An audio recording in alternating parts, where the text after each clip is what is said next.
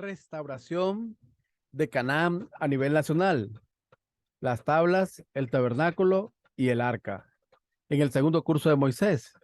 Suscríbase a Loredo Nelson, dele me gusta y no olvide darle clic a la campanita para que reciba todas las actualizaciones de los videos que compartimos regularmente. Estudiaremos a continuación los detalles de cómo recibieron los israelitas las tablas, el tabernáculo y el arca, después de haber triunfado en la lucha contra Amalek cuando llegaron al desierto del Sinaí al comienzo del tercer mes. Éxodo 19:1. Subió Moisés al monte Sinaí con 70 ancianos y se encontraron con Dios. Éxodo 24 del 9 al 10.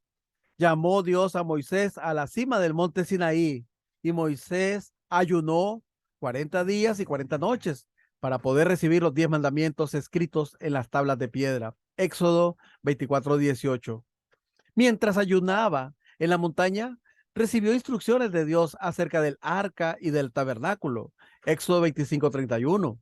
Cuando hubo terminado el ayuno de 40 días, Moisés recibió de Dios las 2 tablas de piedra en las cuales estaban escritos los 10 mandamientos. Éxodo 31:18. Cuando Moisés bajó del monte Sinaí con las tablas de piedra y fue al pueblo de Israel, ellos estaban adorando al becerro de oro que habían hecho construir a Aarón como el Dios que les había sacado de Egipto. Éxodo 32:4. Viendo esto, Moisés se encendió en cólera y arrojó las tablas al suelo y las rompió a los pies de la montaña. Éxodo 32:19. Dios se apareció de nuevo a Moisés y le dijo que labrase 2 tablas de piedra como las primeras, para que él pudiera escribir en ellas los 10 mandamientos que estaban en las primeras tablas que había roto. Éxodo 34:1. Cuando Moisés terminó el ayuno de 40 días y 40 noches por segunda vez, conforme a las palabras de Dios, Dios le dio de nuevo los 10 mandamientos escritos en las tablas. Éxodo 34:28. Cuando Moisés apareció ante los israelitas con las tablas de piedra, el pueblo le sirvió y entonces ellos construyeron el arca y el tabernáculo. Éxodo 35 del 10 al 12. A continuación, entonces, estudiaremos el significado de las tablas de piedra.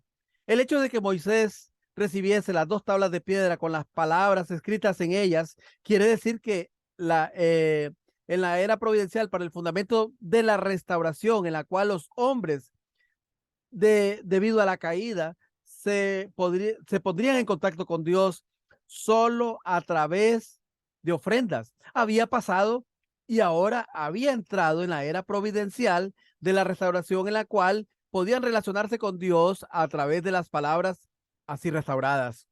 Si Adán y Eva, que habían sido creados por la palabra, se hubiesen perfeccionado, habrían llegado a ser la sustancialización de la palabra. Sin embargo, debido a la caída, perdieron la palabra.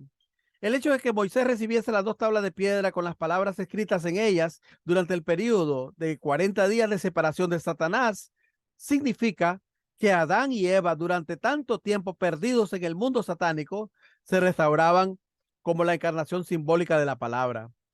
Las 2 tablas de piedra con las palabras escritas en ellas eran los símbolos de Adán y Eva restaurados, simbolizando también a Jesús y al Espíritu Santo, que vendría más tarde como la encarnación de la palabra. Las 2 tablas de piedra con las palabras escritas en ellas eran los símbolos de Adán y Eva restaurados. Apocalipsis 2:17. Y dice que la roca era Cristo. La misma Biblia nos enseña que Jesús es simbolizado como una piedra. 1 Corintios 10:4. Las 2 tablas de piedra representando a Jesús y al Espíritu Santo también simbolizaban al cielo y la tierra.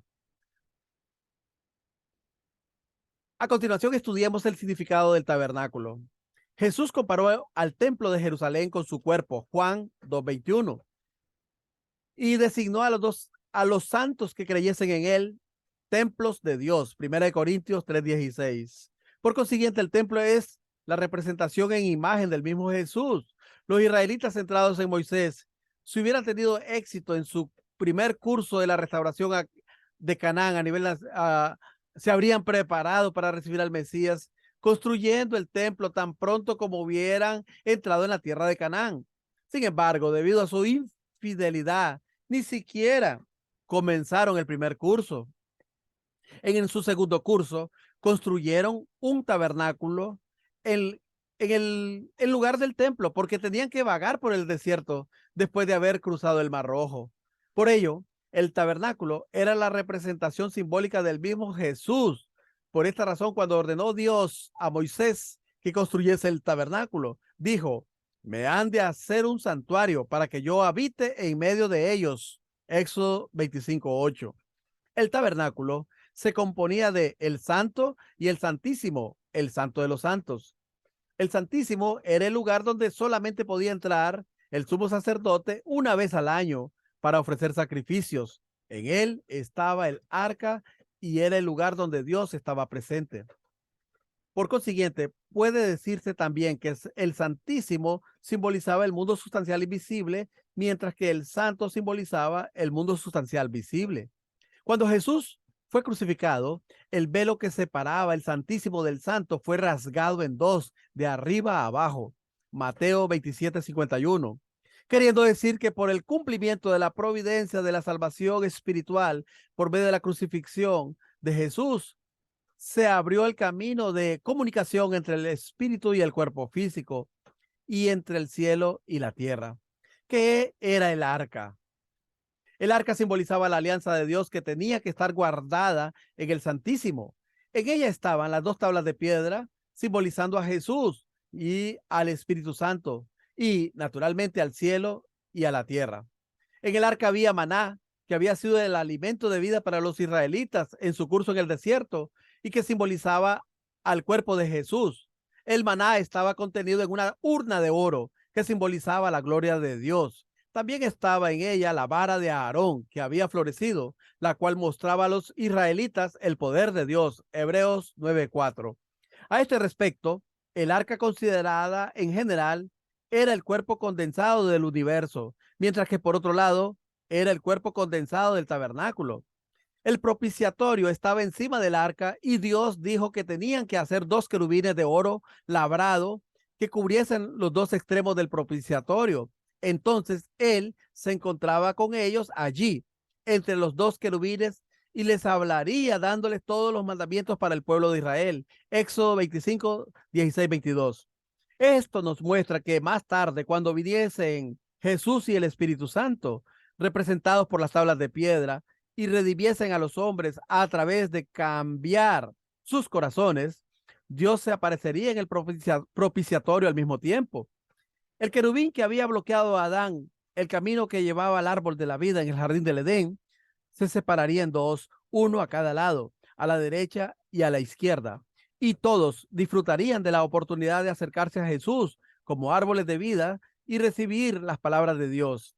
Estudiemos a continuación el propósito de Dios al darles a los israelitas las tablas de piedra, el tabernáculo y el arca. Después de haber terminado el periodo de 400 años de indemnización necesarios a causa del fallo de Abraham en la ofrenda simbólica, castigaron a los egipcios con las 3 señales y las 10 plagas. Al dividir en dos las aguas del Mar Rojo, se ahogaron innumerables soldados y carros egipcios que iban en su persecución se hundieron. Después se abrieron camino en el desierto. Los israelitas habían dejado Egipto con mucho resentimiento y hostilidad. Por lo tanto, los israelitas que estaban en una situación que les obligaba a continuar su camino sin poder volver a Egipto, tenían que seguir el curso inevitable de la restauración a Canaán a toda costa. Por esto, Dios realizó muchos milagros y señales en la providencia para la partida e hizo cruzar a los israelitas el Mar Rojo, poniéndoles así en una situación en la que no pudieran volver. Sin embargo, los israelitas cayeron todos en la infidelidad. En último término, existía el peligro de que incluso Moisés pudiese actuar con infidelidad. Por ello, Dios tuvo que establecer un objeto de fe firme que nunca cambiase, aunque el hombre lo hiciese. Es decir, siempre que hubiera un solo hombre con fe absoluta, Dios podría hacer que este hombre se hiciera cargo del servicio al objeto de fe, realizando así gradualmente la voluntad de su providencia. El hombre establece el tabernáculo como objeto de fe, que simbolizaba al Mesías, conteniendo el arca con las tablas de piedra dentro. Por lo tanto, la construcción del tabernáculo significaba que el Mesías ya había venido simbólicamente. Si los israelitas centrados en Moisés hubiesen establecido y exaltado el tabernáculo como al Mesías con profunda lealtad, y así se hubiesen restaurado a la tierra bendecida de Canaán, se habría realizado en aquel tiempo el fundamento de sustancia a nivel nacional. Si todos los israelitas hubieran caído en la infidelidad, aunque solo Moisés hubiera permanecido al cuidado del tabernáculo, Moisés podría establecer de nuevo la condición de indemnización y podría restaurarse sobre el fundamento centrado en Moisés al servicio del tabernáculo. Además, aunque Moisés cayera en la infidelidad, si un solo hombre de Israel hubiese custodiado el tabernáculo hasta el final, en lugar de Moisés, Dios podría obrar de nuevo en su providencia de restaurar toda la nación que había caído en infidelidad, centrándose en la única persona que quedase. Si los israelitas no hubieran caído en la infidelidad en su primer curso de la restauración de Canaán a nivel nacional, la familia de Moisés podría haber desempeñado el papel del tabernáculo. Moisés podría haber sustituido a las tablas de piedra y al arca de la alianza. Y la ley familiar de Moisés podría haber sido el sustituto de la ley celestial. Así, podrían haber entrado en la tierra de Canaán sin necesidad de las tablas de piedra, el arca ni del tabernáculo. Y allí podrían haber construido el templo. Dios dio a los israelitas las tablas de piedra, el tabernáculo y el arca para salvarlos una vez que cayeran en la infidelidad. El tabernáculo, que era la representación simbólica de Jesús y el Espíritu Santo, era lo que necesitaban hasta la construcción del templo.